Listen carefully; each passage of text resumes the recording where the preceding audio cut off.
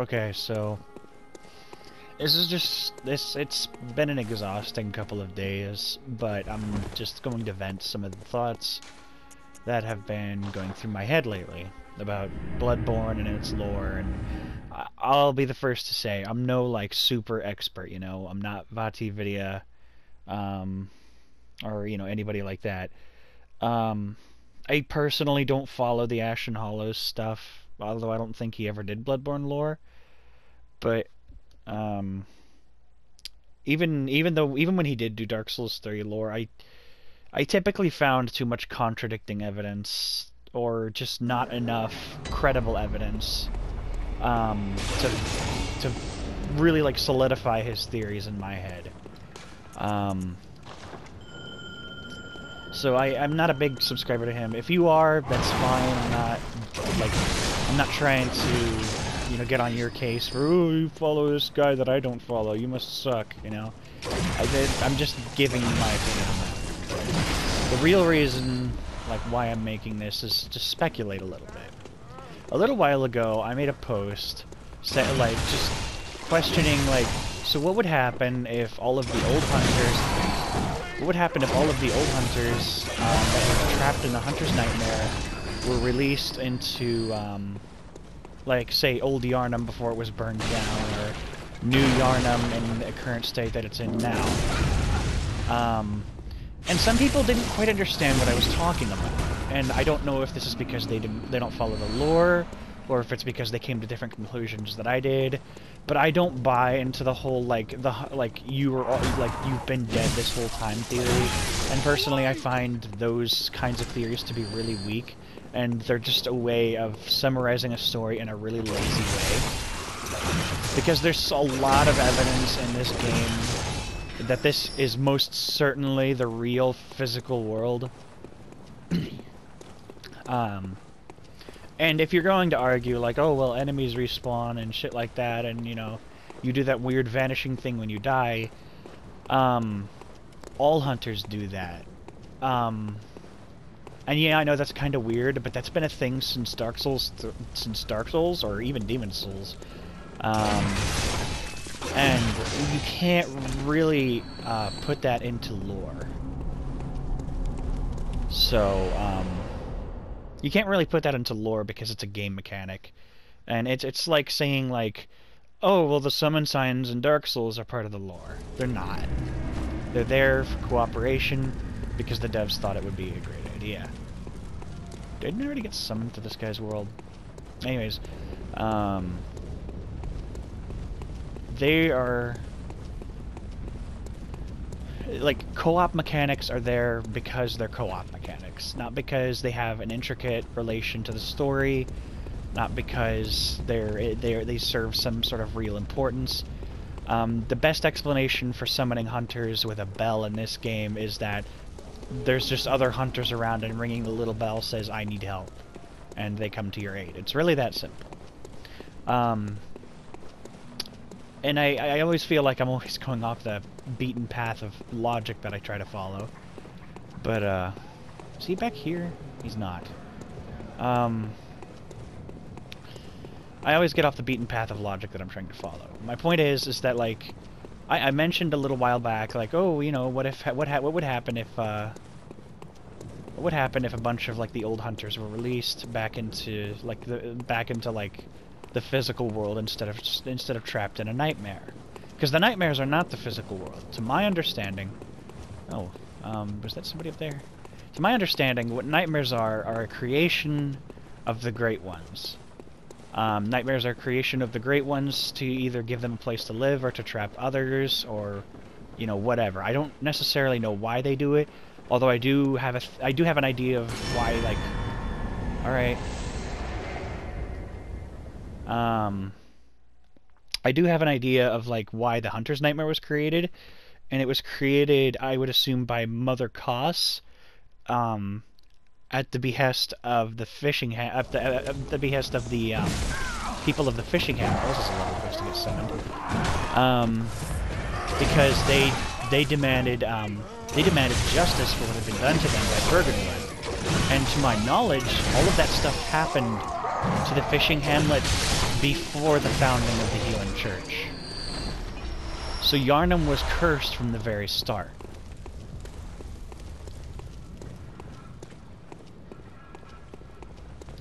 Yharnam was cursed from the very start, and every now and then, every time a hunter would become blood drunk, they would get pulled into the hunter's nightmare. And I don't know, like, again, just take everything I say with a grain of salt. Well, almost everything I say with a grain of salt. Especially this, though. I don't know if blood drunkenness for sure is a different ailment than beasthood, but it seems like it is. A lot of the old hunters in the DLC did not possess a lot of beast-like qualities other than pure madness, which could just be accounted to a lot of things in this game. There's a lot of explanations as to why or how somebody would go mad. And to say it's all because of beasthood is a little narrow. So I think blood drunkenness is something different than beasthood. I think blood drunkenness just... I guess, like, if any of you, which I'm pretty sure some of you, have lived with a raging alcoholic, it's pretty much just that. Like, they lose their mind, they have to have it anytime, all the time. You know, it's a classic case of addiction. But, because this is blood and not alcohol, it has a unique lasting effect. And, since these hunters consume so much blood, their physical power and stature and everything has increased incredibly. Like, you've seen the height of those guys in DLC, right? Like, they're like 7 feet tall. It's crazy. But they're so strong at the same time. And you could just, again, you could just account this to, well, they're mini-bosses, you know? They're just supposed to be strong. There's no lore explanation behind that. But you know, why not put in a lore explanation if one fits? And in this case, I think one fits, you know? And that's probably like the whole summarization of the Dark Souls community, or Bloodborne community, or, you know, Soulsborne community, whatever.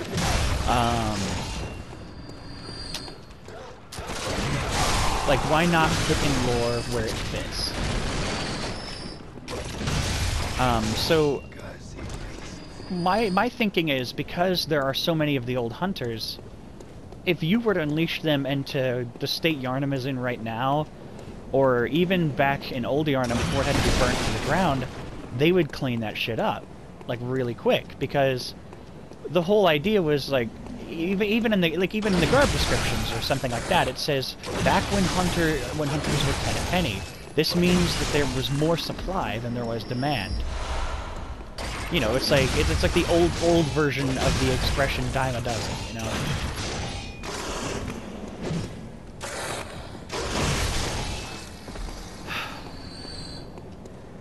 But, the whole reason, like, the hunters got pulled into the hunter's nightmare isn't because they died or anything like that. I think they just get pulled in when they become blood drunk, or if, like, the creature decides to do it. You have to remember, in order to enter a nightmare, you usually need a special item. Nightmare of Mensis excluded.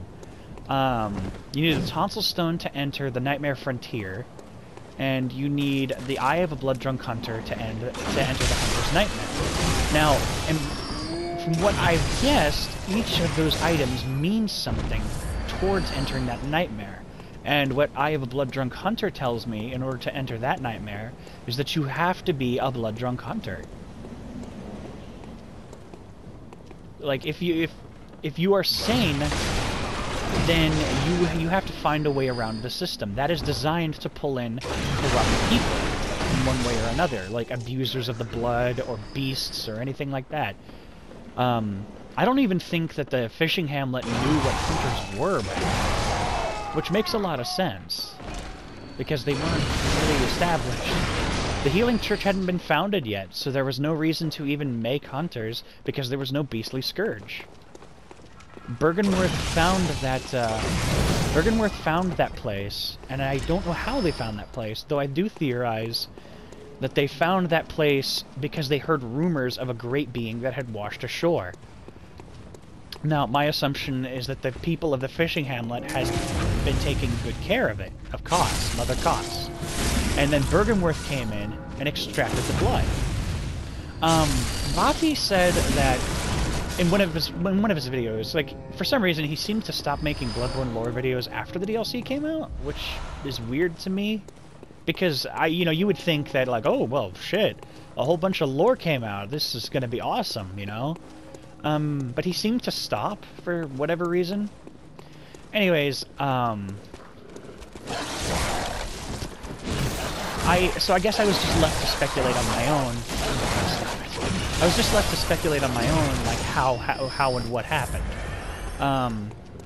Like Vati said that they found the original source of the blood in the Tomb of the Gods, you know, the Chalice dungeons, because I guess the writers of this game needed a reason to have that stupid crap in this game. I like the Chalice dungeons in some aspects, but I don't like the fact that, like, you absolutely need the gems from them if you're going to go to later new games. But that's beside the point right now. I think I've already got her. Yeah, I do. Okay. But I speculate that Mother Koss was the first example of finding the old blood. To my knowledge, Ebrietis was the source of new blood. Because after this, like, if you look at the different scourges of Old Yharnam and New Yharnam, they're mutating into different kinds of beasts, and at different paces too, and some worse than others. In fact, this new blood has made the beastly scourge worse than it has ever been.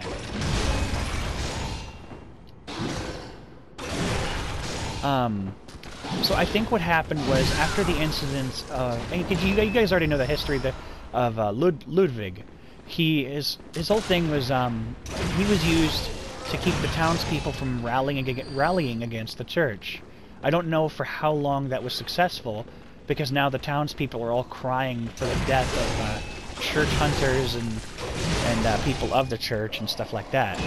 The church is still really high-ranking, but, you know, if your hunters are out there killing everybody who opposes you, you'll remember, like, there's a little alleyway where you'll hear about the inhabitants that are deathly afraid. You'll hear from the inhabitants that are deathly afraid of hunters, like, you know, bless you, bless the whole damn church, and best luck of hunting, best luck of all, you know, that sort of thing. And then there's a woman that says something similar across from you.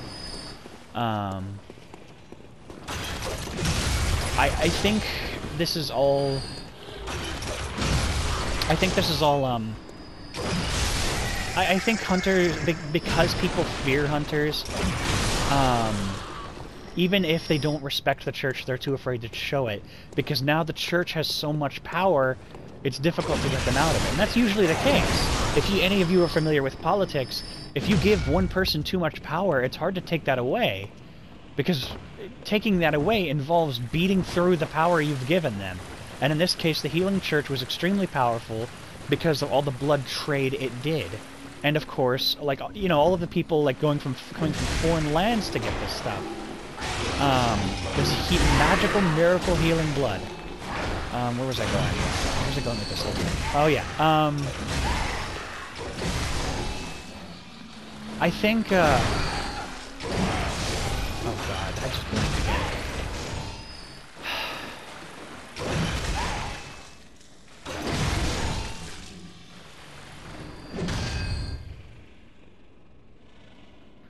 Wow, I'm gonna have to start afresh, huh?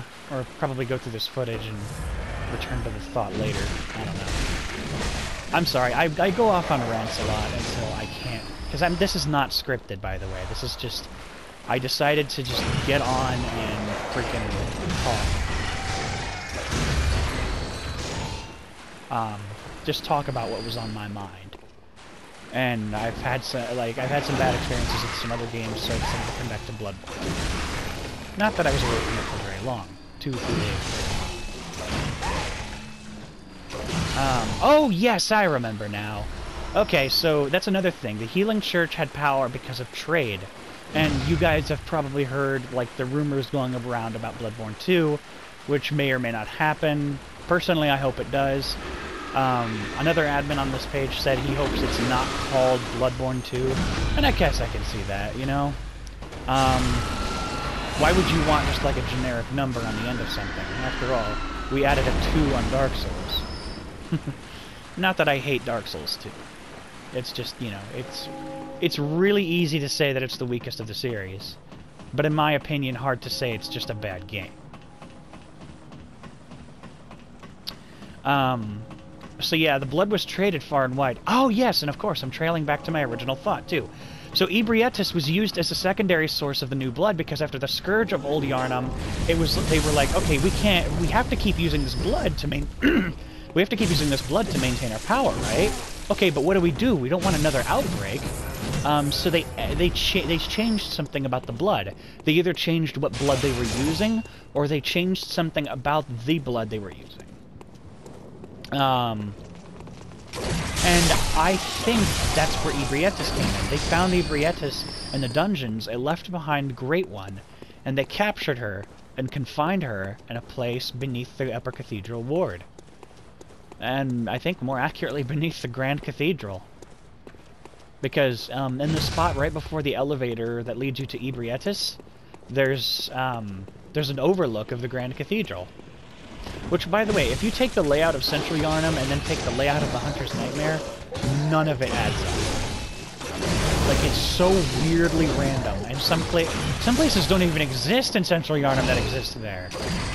And I get it. Like, part of that is, like, part of the whole idea is that the nightmare is formed of the memory, the nightmare is formed from the memories of people that are pulled in. Like, for example, the Hunter's Dream is formed from Gehrman's memories of the old Hunter's workshop. But as time goes on, that memory gets blurry, and so does the Hunter's Dream, and it starts looking distorted, which is why you just see a bunch of pillars instead of like a city background or anything like that in the Hunter's Dream. And it adds a really nice aesthetic when you actually find the Hunter's Dream. Like the old workshop, not the... Sorry, yeah, I got that a little mixed up. Whoa, where did she go?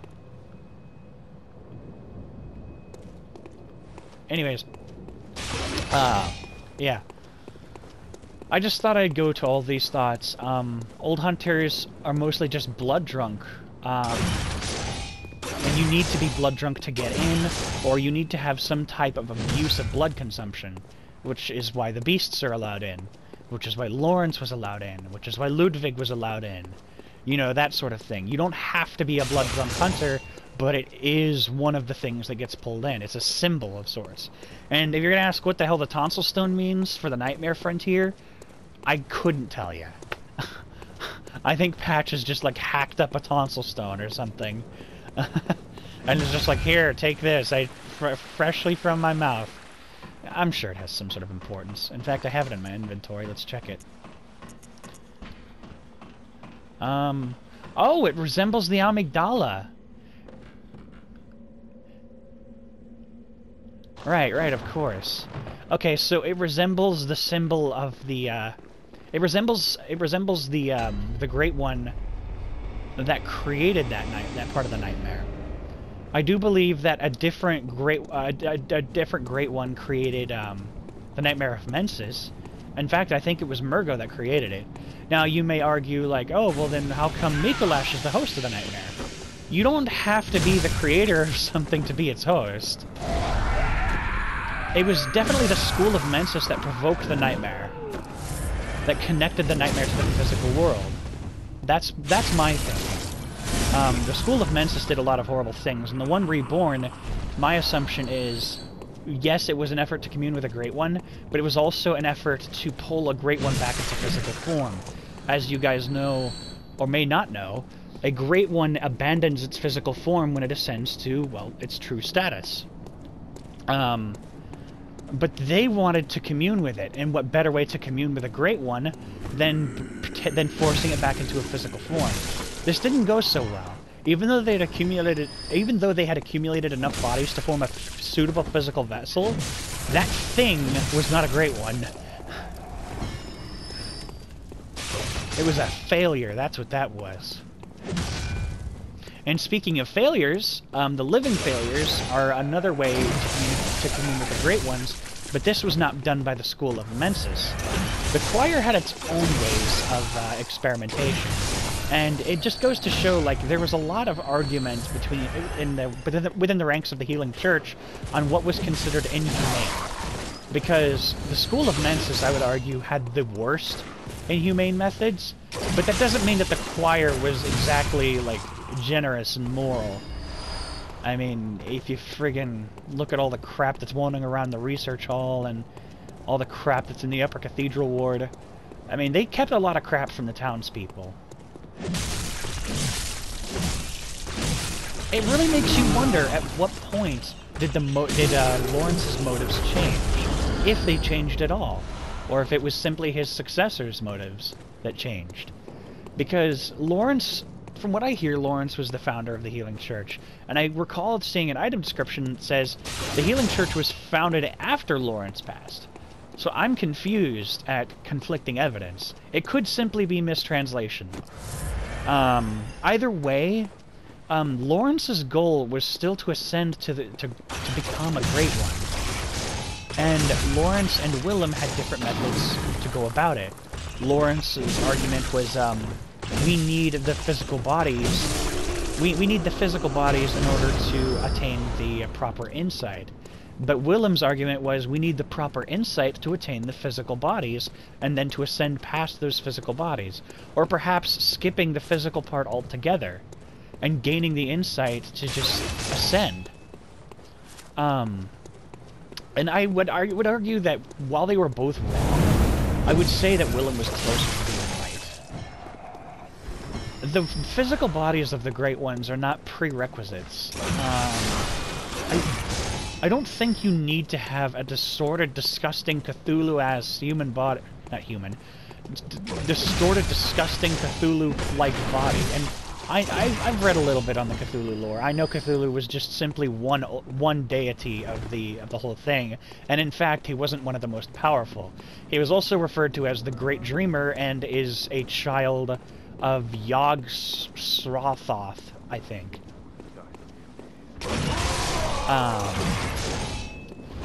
But that aside, I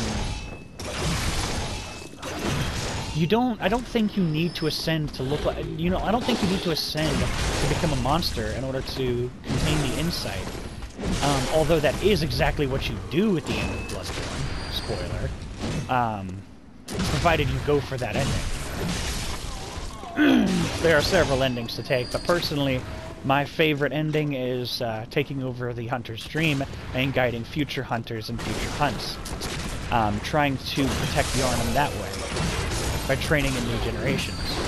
Because while being a Great One is really cool and all, and you can just directly influence events in the physical world, I mean, who didn't want to be, like... You saw that ending cutscene, and you were escorted around by the doll in that same wheelchair, and you're like, now I'm the final boss. Because that ending fight with Gehrman was so awesome, you know?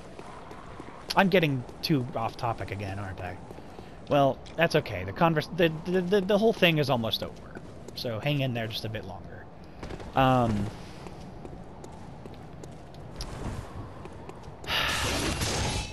I think it is possible to just simply ascend from a human body into the status of a Great One who no longer has a physical form. All Great Ones, however, cannot have children. I believe Murgo was the child of Queen Yharnam and a Great One named Odin. And that can't happen. I don't know if the child of a Great One must die because it was killed, or if the child of a Great One can't exist because it will inevitably die anyways. Well, you look at the Orphan of Kos, and you think, would that thing have really just died if I had never come along? Probably not, considering it wasn't a physical form. You see, the Orphan of Kos was in the Hunter's Nightmare. You were in the Hunter's Nightmare. That is not its physical form. Its physical form does not exist. It wouldn't have simply just died, but at the same time it still wasn't allowed to exist. So, I conclude that in order, I conclude that no child of a Great One should be allowed to exist, if only because something has to kill it. And I think it was mostly the Moon Presence that was trying to uphold this little law. And the Moon Presence was, of course, manipulating you and Gehrman and everybody from the beginning. The Moon Presence was kind enough to create a hunter's dream for Gehrman to try and make him as comfortable as possible. And in the end, he got really upset over where he was anyways. Whoa! Well, this is a genuine discovery. How long have you been there, little guy? Oh, it's just shards anyways. Pay no mind to that secret, fellows. It's garbage. By this point in if you're running a regular new game, you should already have more than enough shards. Unless you're like a speedrunner, in which case, why are you stopping for speedruns? Yeah, I think this rant is about over. If you're ever wondering, like while I'm fighting this Snatcher, if you're ever wondering why Yahar'gul, like the School of Mensis, needed bodies anyways, it was to make a suitable vessel to try and bring a Great One back into a physical form. I don't know how they went about that, but all it ended up doing was drawing in the terribly rotten Great One, or the Mensis Brain, as a lot of us like to call it. And that's why Yahar'gul looks like a pile of crap. Because that thing basically went in there and blew everybody up. And distorted the environment around it. And then swiftly retreated into the nightmare. As whatever it had been called for was done. I think the Mensis Brain and the One Reborn were both failures. The last two that the next School of Mensis would ever make.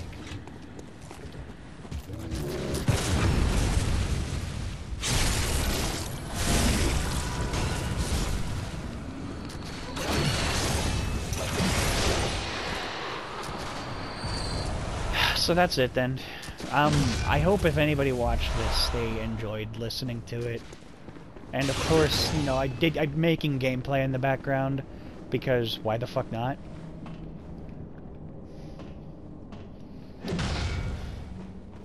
Just something entertaining to watch, I suppose.